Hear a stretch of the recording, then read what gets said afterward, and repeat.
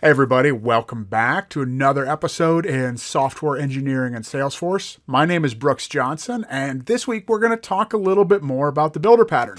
In a previous video, we discussed what I'm going to call like the Fluent builder, or a way you often see the builder, I think, implemented, using a Fluent API kind of layered over the top of the builder.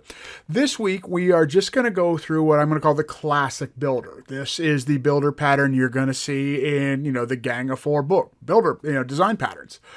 And also really, really useful. We're going to use it today to show how one of the things I think is absolutely tedious in the world of Apex Salesforce development is creating users for test classes. So we're going to show how we can use the builder pattern to abstract all that away and never have to do that again. And so let's just hop on and take a look here. And I have Wikipedia open with the entry to builder. And we'll talk a little bit about what we're going to do today. So as we saw before, the intent of the builder pattern, right, as we see here, is to separate the construction of a complex object from its representation. And this is going to make sense, I think, when we are done. How we are, remember, so we are separating the representation from the construction. And we're going to get into that and see how that all works in this class. Once again, we're going to be using some, advanced techniques, polymorphism, composition, things that really all of these design patterns rely on. So this one I think is useful to take a second and pop down in here and take a look at our UML diagram. All right. So this is the UML for a standard builder, right? You have a director class. And a director, right, has a relationship. It takes in a builder, right? And so the director knows how to build a builder. And our builder is usually an abstract type, right? It's an interface. It's some sort of a superclass. We're going to program here, again, to an interface, not to an implementation. So our director accepts a builder. Builders know how to build concrete builders, right? So now we have classes that are going to be concrete representations of our builder supertype. And they are going to return some sort of a product. And for today, what we're going to do is our product is just going to be a user record, right? That's what we're going to do. We are going to use our concrete builders to build different types of user records. So I hope that kind of sets the table here for what we're going to try to work on today. And I like to think this will be pretty clear when we're done. And let's hop on over to the code and take a look at what we're going to do. All right, so I have got IntelliJ open with the Illuminated Cloud plugin.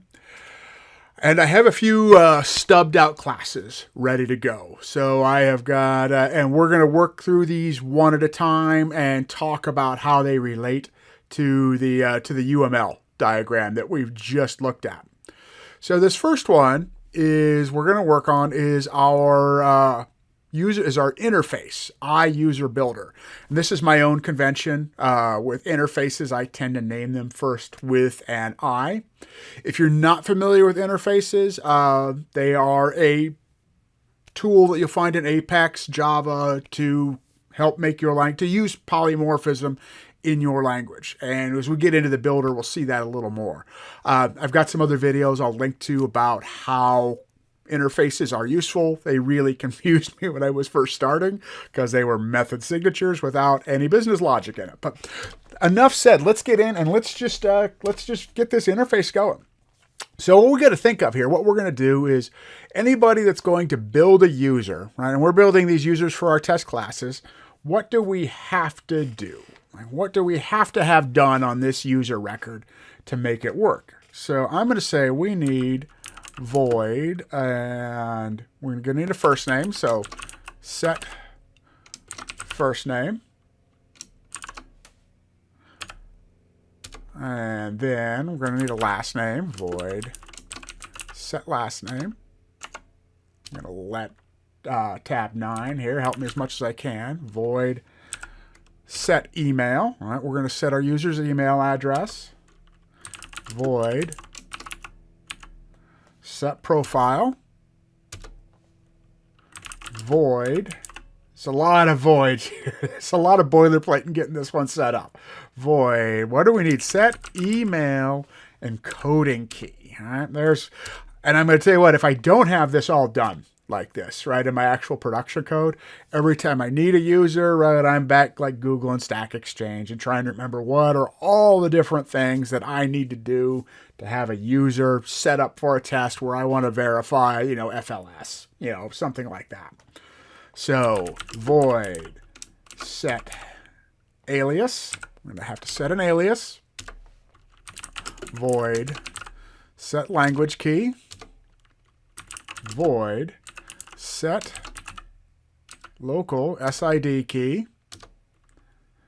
Void set time zone. Void set perm sets. Again, this one is not required, but maybe you want some flexibility in there. You need to assign permission sets to your user.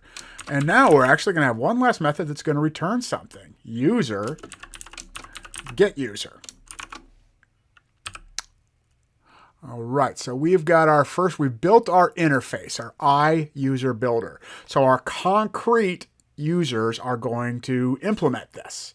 So we should have everything captured here that we need to do to build a user. I'm just taking a look here. Did I miss anything? I think I missed username. So we'll just add that down here at the bottom. Void set username. Anything else? I think we got it all. If nothing else, I guess we'll get an error when we actually try to create a user, and we'll fix it that way. So now let's, I'm going to make sure that this compiles.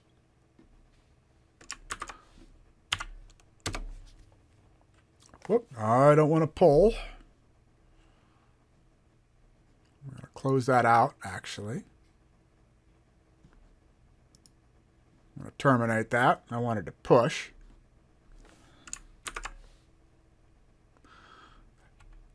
And there you saw kind of the risk, right? To sometimes just using the quick hotkeys in your terminal, your up arrow for your last command.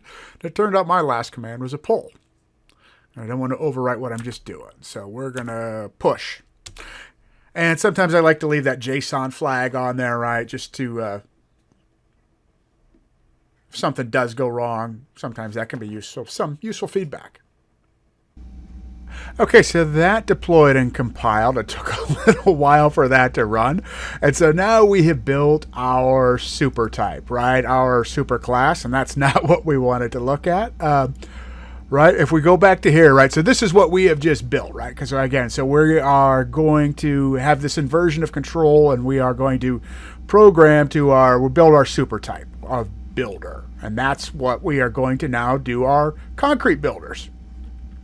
So we'll go back over to IntelliJ, and I've got this class, and we are going to build one here. Then I have another one that I've already done called user builder. And a lot of times when I am working with something like this, I tend to have an outer class, right? So in this case, user builder. And then I have my inner classes that are, implementations of something like this. And I don't think there's a right or a wrong. It's how I like to organize some code like this sometimes, because, Apex doesn't give us like a Java type package or something. And for things like this, sometimes I find it just a useful way to keep my code organized. So what we're going to do now is we are going to build a admin user, because just about any time if I'm running something, I either am going to test it as an admin and then maybe as some specific type of user. So I'm going to say public with sharing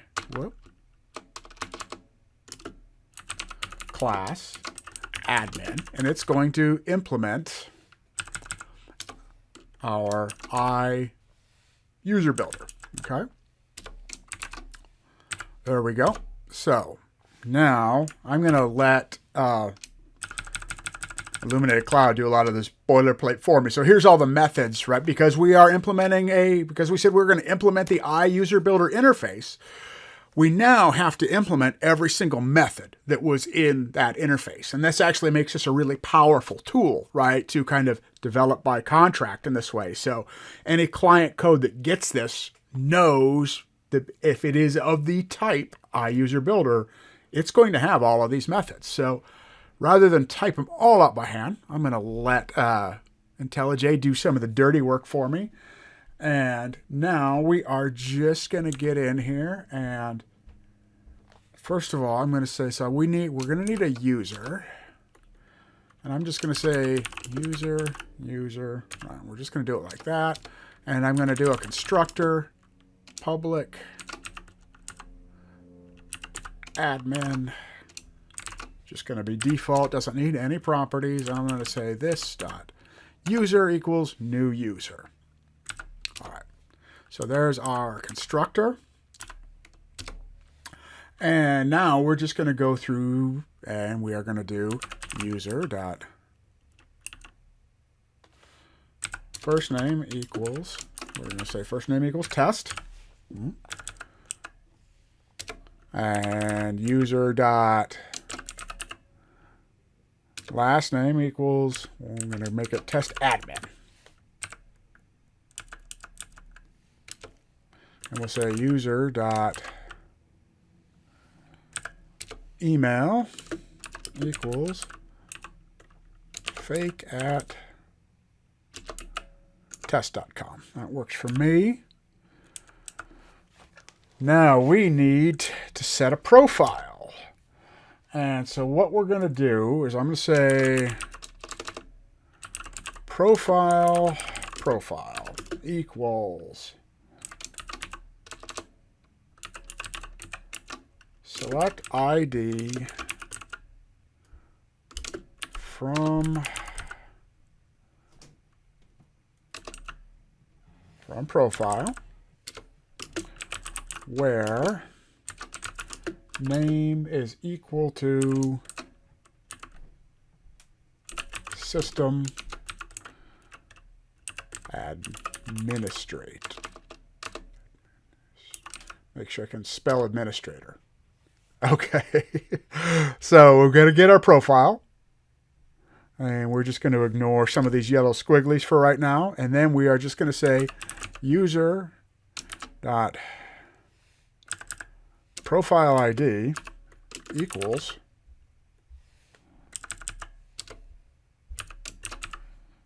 and obviously you could store these in custom metadata or whatever you wanted for it to make this work. So now we need to do our email encoding key. And this is, I've never actually ever done anything other than UTF-8, but we'll do user dot email encoding key equals UTF-8. And now we're going to do user dot alias equals,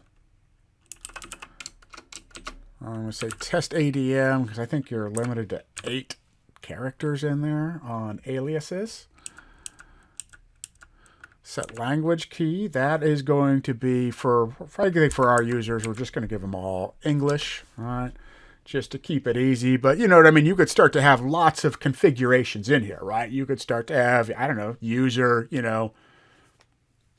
Brazilian admin, or all different ways that you want to configure these different users to make them fast and reusable.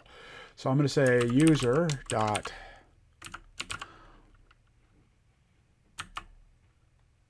local language key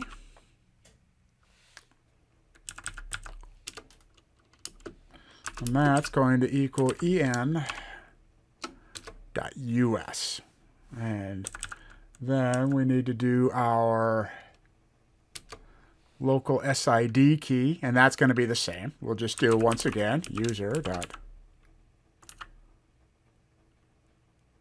local SID key and en.us. Just that easy. You And if you haven't done this before, you might understand now why I really hate creating test users and try to abstract all this away into some kind of reusable code as fast as I can, because it's a lot of boilerplate to create a user. So you don't want to do this over and over in all of your, your integration tests or something where you're running as a certain kind of user. So user dot, we need our time zone.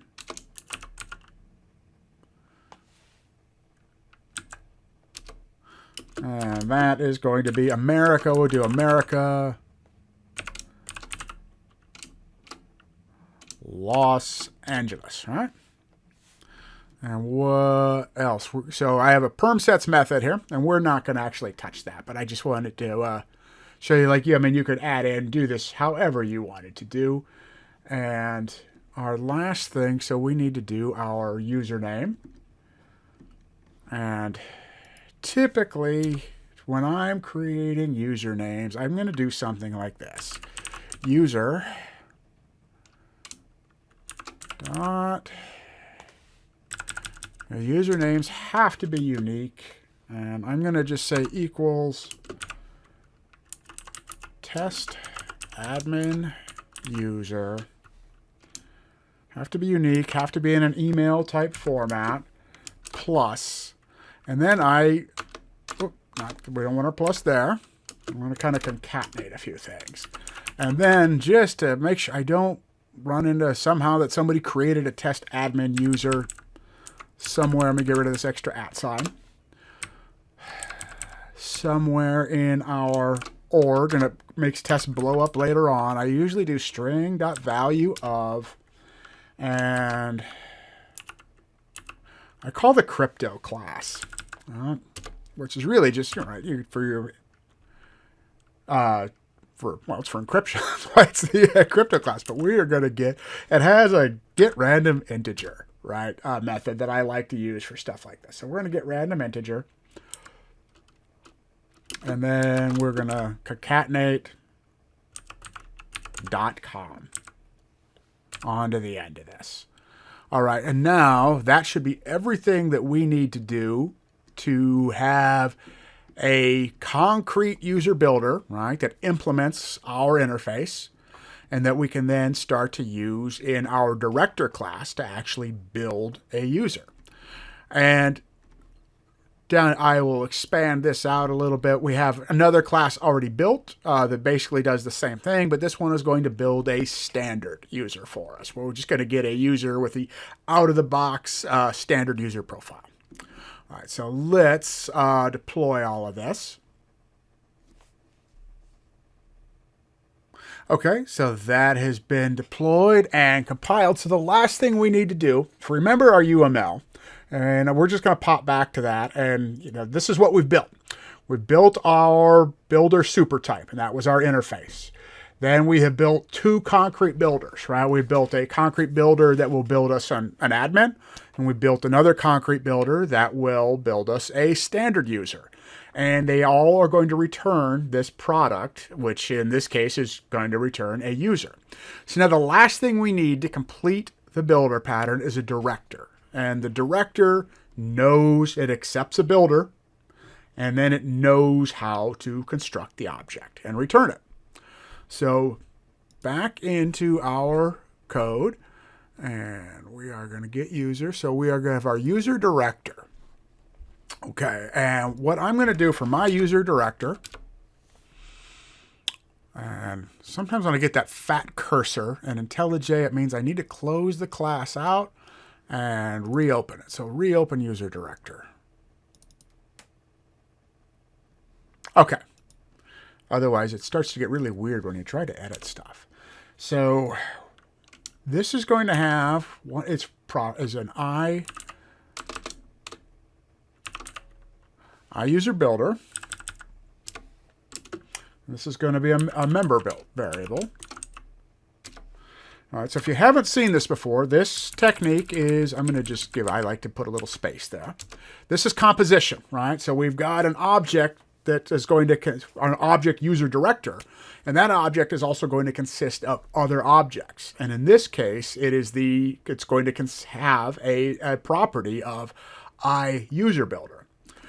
And so Where that kind of then is, right, because we are programming to that interface, right, because we are going to exploit the poly, it's the biggest word in object-oriented programming. We are going to exploit the object-oriented capabilities of Apex. So because both our admin builder and our standard user builder implement type user builder, either one can be passed in for that type.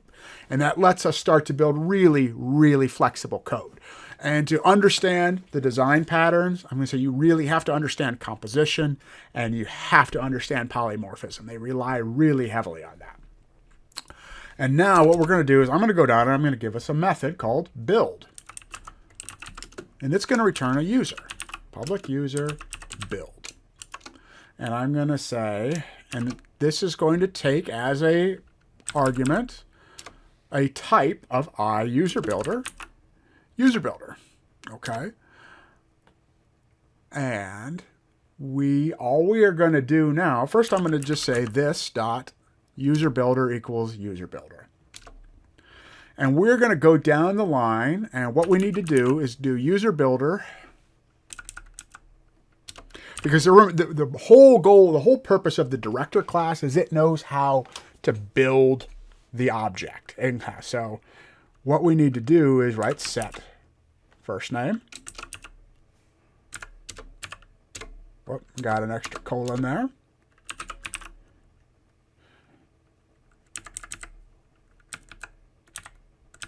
I'm going to do user builder. Got some stuff going on there. Set last name. And you see, we're just going to go down all of these properties that we just did earlier. User builder dot set email. Right? I'm going to let IntelliJ help me a little bit.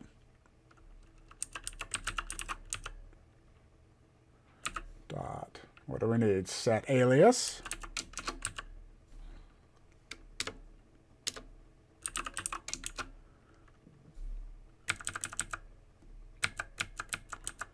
We need to do set email.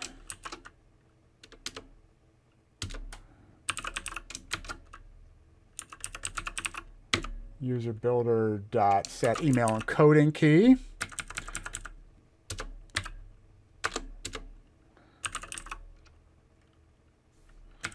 We need a user builder dot, we need to do our local SID key. We're going to set our language key. We've got to do that one.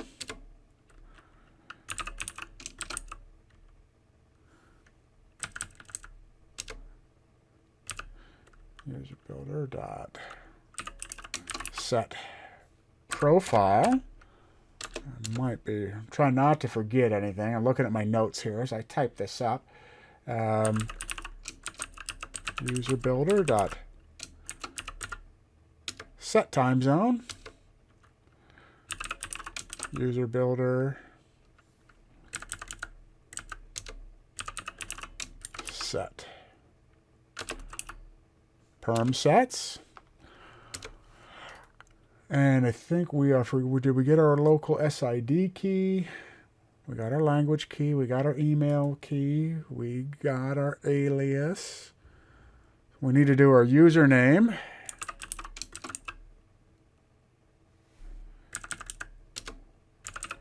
Let's set username. And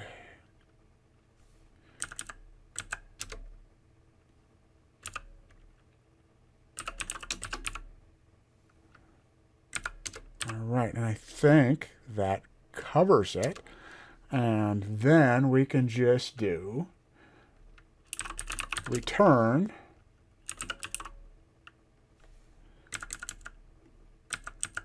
user builder get user.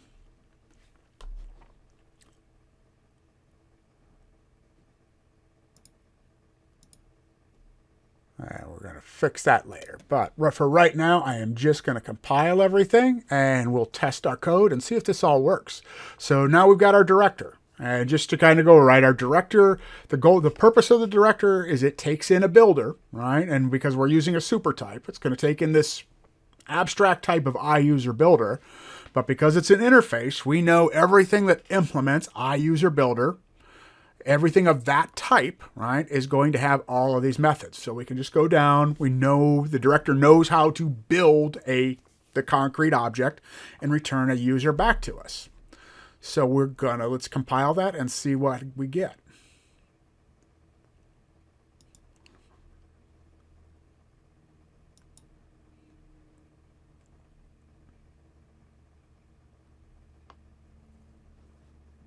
Oh, extra colon there.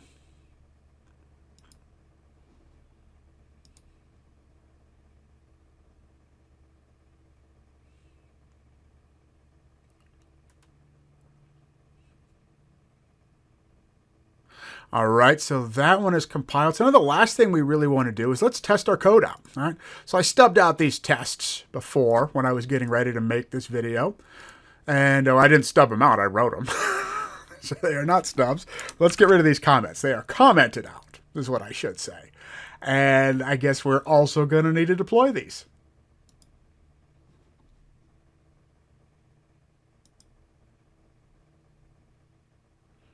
Get rid of these comments. All right, so let's talk, because now we're going to use it, right? So what I've done is there's a field, right? And I built it in my Scratch org called admin only __C, right? It's custom field on the account object.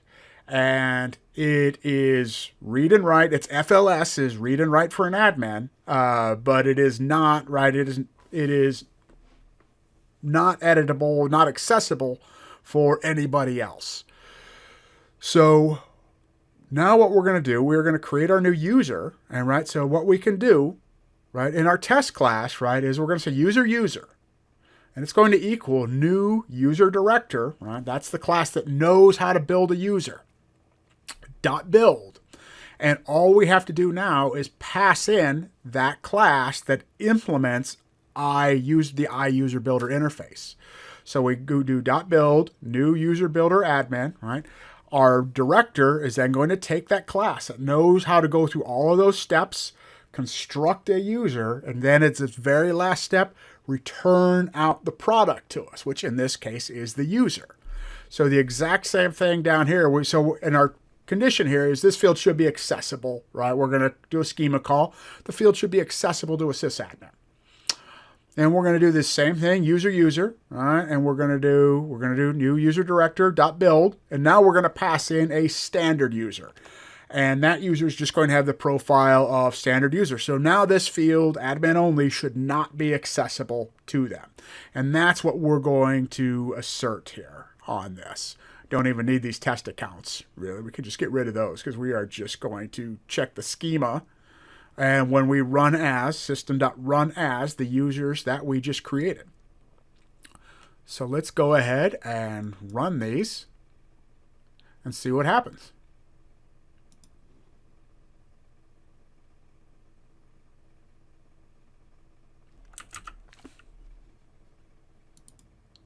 Okay, so I actually paused this for a second trying to debug where I went wrong.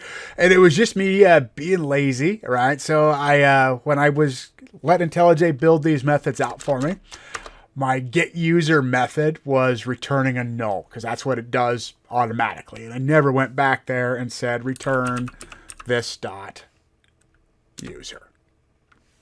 So now if we compile this, all our tests should pass.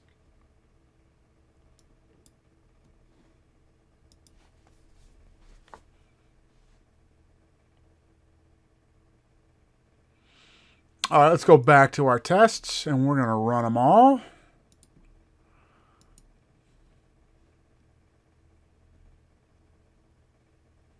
All right, everything passed. We got rid of that null pointer error. It's something I like to do. Usually I said I'm an advocate of TDD, but I don't always do it in these videos.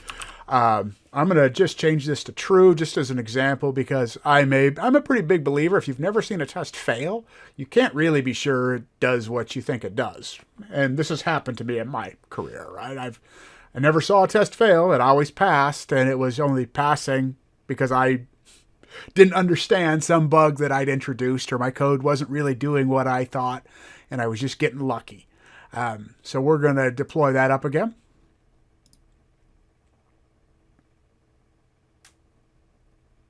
And that should fail.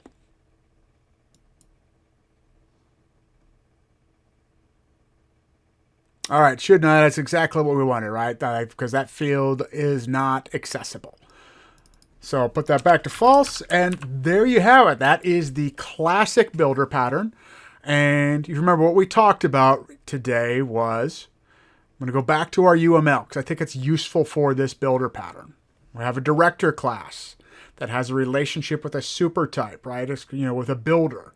And then we have our concrete builders that are going to implement this. And they are going to build some sort of a product, is what you see in the UML. In our case, that product was a user. So we built our concrete user builders that implemented iUserBuilder, and then we built this director that accepted in a builder, knew how to construct it, and returned back the final object. So that is the builder pattern. I hope this was useful, and I hope now you've got a great idea on both implementations. The Fluent Builder and the Classic Builder. They can both be really useful. Take care, and I will see everybody in the next video.